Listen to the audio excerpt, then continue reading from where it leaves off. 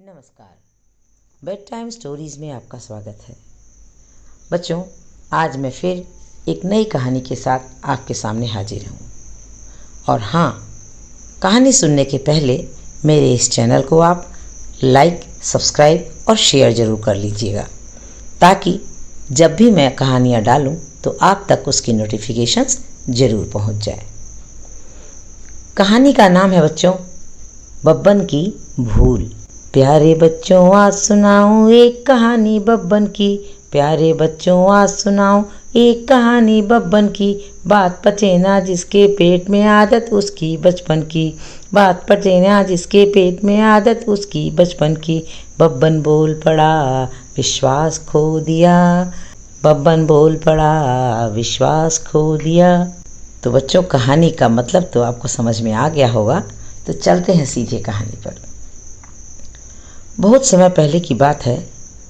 एक बड़ा ही बुद्धिमान और न्यायप्रिय राजा था। उसकी प्रजा के मन में उसके लिए बहुत श्रद्धा और विश्वास था। राजा बहुत लंबा, ऊंचा और रूपवान था।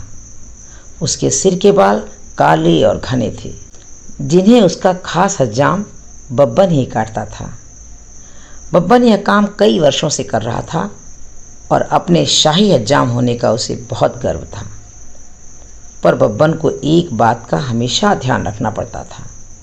जब भी वह राजा के बाल काटने जाता, उसे याद रखना पड़ता था कि राजा के साथ वह बिल्कुल अकेला हो। उस समय किसी का भी शाही कमरे में आना सख्त मना था।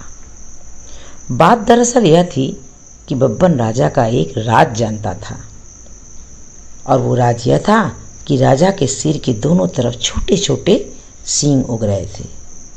ये बात सिर्फ राजा और उसका हज्जाम जानते थे। जब बब्बन ने पहली बार यह नज़ारा देखा तो वो भौचक्का रह गया, लेकिन उसने राजा से वादा किया कि इस बात का जिक्र कभी वह किसी से नहीं करेगा। बब्बन ने कहा, महाराज, आप निश्चिंत रहें, आपका यह राज मेरे पास सुरक्षित रहेगा। किसी और को इस बात की कानों कान खबर नहीं होगी। ऐसा सुनकर राजा ने राहत महसूस की। उसे डर था कि अगर लोगों को इस बात की जानकारी हो गई तो राज्य भर में उसकी खिल्ली उड़ेगी।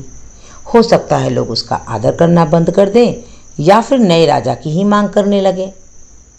इसलिए बब्बन के वादे के बावजूद राजा ने उसे सख्त हिदायत देते हुए कहा कि बब्बन, अगर तुमने अपना मुंह खोला तो जान लो, सजा तो मिलेगी ही, देश निकाला भी मिलेगा। बब्बन हज्जाम की डर के मारे घिघी बन गई।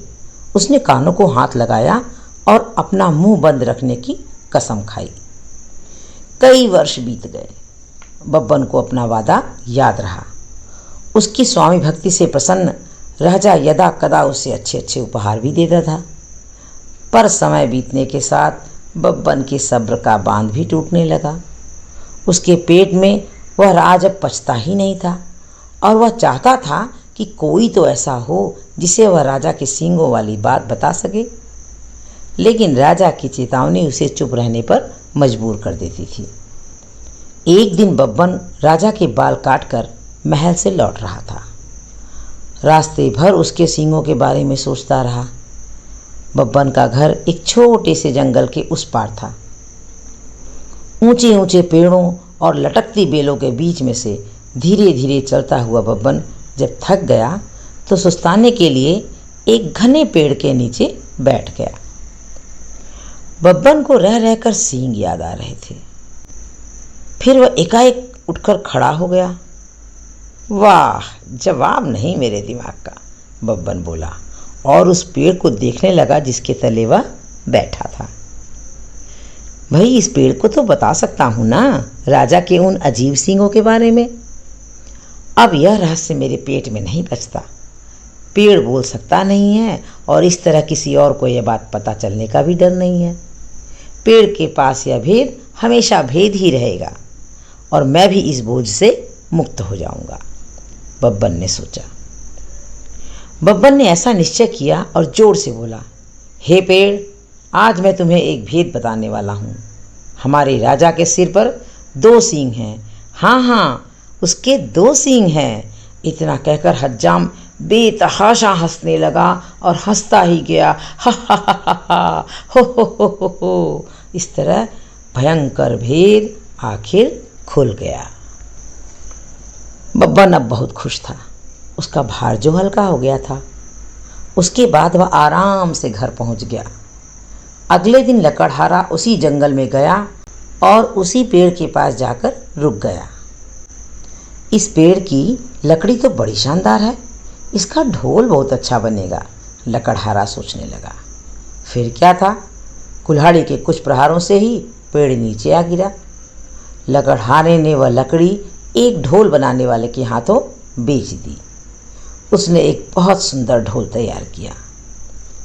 यह मेरे जीवन का सबसे अच्छा ढोल है, ढोल वाला खुश होकर बोला। कल ही बाजार जाकर इसे अच्छे दामों में बेच दूंगा। अगले दिन ढोल वाला बाजार गया और एक कोने में खड़ा होकर ढोल बजाने लगा। ढोल से बड़ा सुरीला स्वर पैदा हुआ। ढोल वाला उसकी आवाज़ सुनकर झूम उठा।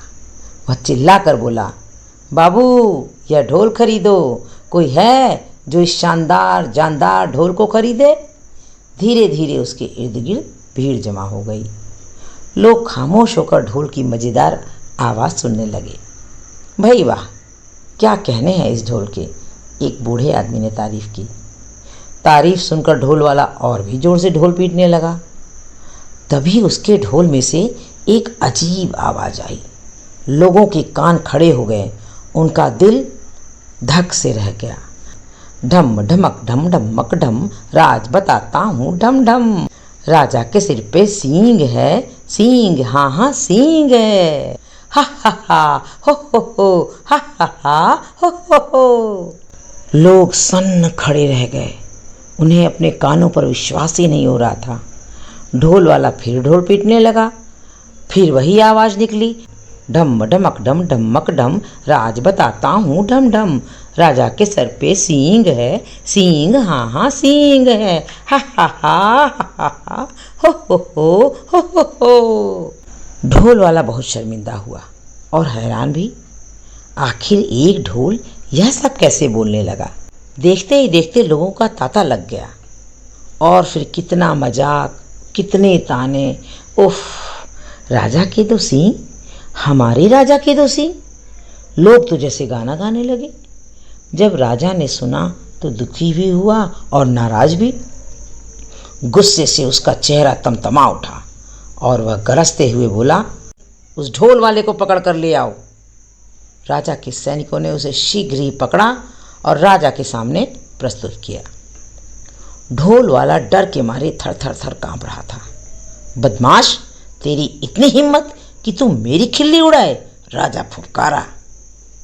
भयभीत ढोल वाले ने राजा के पैर पकड़ लिए और वह गिड़गिड़ाया, महाराज क्षमा महाराज, मैंने तो एक लकड़हारे से कुछ लकड़ी खरीदी थी और उसी से यह ढोल बनाया है। मैं बिल्कुल नहीं जानता यह ढोल ऐसी बेहुदा बातें कैसे कर रहा है। मुझे क्षमा कर दीजिए महाराज, मुझे क्षमा कर दीजिए। राजा ने लकड़हारे को बुलाया। जो लकड़ी तुमने ढोल वाले को बेची वह तुम्हें कहाँ से मिली? राजा बोला। लकड़हारे को काटो तो खून नहीं। वह कांपते हुए बोला, जंगल में एक पेड़ से मिली महाराज। तुम्हारी लकड़ी से बना ढोल बोलता कैसे है? राजा ने पूछा। मैं तो खुद हैरान हूँ महाराज, दुविधा में फंसा लकड़हारा बोला।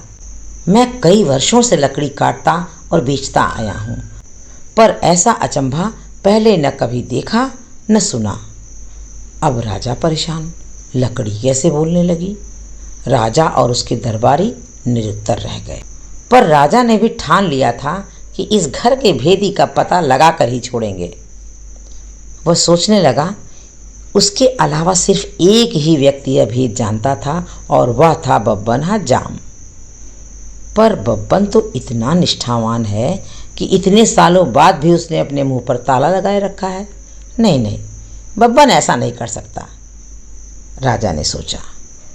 लेकिन फिर उसने बब्बन को सैनिकों से बुलवा भेजा। बब्बन को जल्दी से हमारे सामने पेश करो, राजा अपने सैनिक से बोला। बब्बन आया, ऊपर से नीचे तक थरथराता हुआ। बब्बन, एक तुम ही हो जिसे मेरा भेद पता था। तुमने और किसे बताया? सच उगल दो वरना सजा पाओगे। महाराज, डर से बब्बन हकलाने लगा। आप तो जानते ही हैं मैंने कितने वर्षों से अपना मुंह बंद रखा है, पर मेरे लिए यह बात छुपानी बड़ी मुश्किल हो रही थी। मैं चाहता था कि कोई तो हो जिसे मैं यह राज बता सकूं। बोलते बोलते बब्बन रुक गया और सिर झुकाकर खड़ा रह गया। बोलते रहो, फिर क्या हुआ? राजा ने रुखाई से कहा। बब्बन धीरे धीरे फिर बोलने लगा। एक दिन जब मैं जंगल के रास्ते से घर लौट रहा था, मैं आराम करने एक पेड़ के नीचे बैठ गया। बस आपके बाल तब काट कर ही आ रहा था और उन सींगों के बारे में सोच रहा था। काश मैं उनके बारे में किसी से बात कर पाता। आखिर मैं भी इंसान हूँ। तभी मेरे दिमाग में एक बात आई और मैं पेड़ को यह राज बताकर हल्का हो गया। सोचा कि पेड़ को बताने से क्या नुकसान है। क्या मालूम था कि इसकी लकड़ी ही बोल पड़ेगी महाराज। अब समझा, बुद्धिमान राजा ने पहेली बूझ ली। वह पेड़ जादुई था, सुन सकता था, बोल सकता था। इसलिए उसकी लकड़ी से बने ढोल को जैसे ही पीटा गया वह बोलने लगा, और जो कुछ तुमने मेरे सींगों के बारे में कहा वही शब्द वह दोहराने लगा। जादुई ढोल की उलझन सुलझाने के बाद राजा ने बब्बन की तरफ देखा। बब्बन शर्म से सिर झुकाए खड़ा था। लकड़हारा और ढोल वाला भी अपने हाथ बांधे सजा का आदेश सुनने के लिए खड़े। राजा ने एक बार फिर ढोल वाले को ढोल बजाने को कहा। पूछो अपने ढोल से, किसने कहा?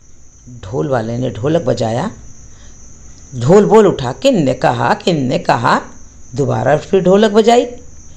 ढोलक बोल उठा, बब्बन हज्जाम ने कहा, बब्बन हज्जाम ने कहा। राजा बुद्धिमान तो था ही, न्यायप्रिय भी था। ढोलक वाले के ढोल से निकली आवाज़ को सुनकर राजा समझ गया, क्योंकि वह बुद्धिमान तो था ही, साथ ही न्यायप्रिय भी था। वो समझ गया कि इसमें न तो ढोल की गलती है, न ढोलक वाले की, और न ही बब्बन हज्जाम की।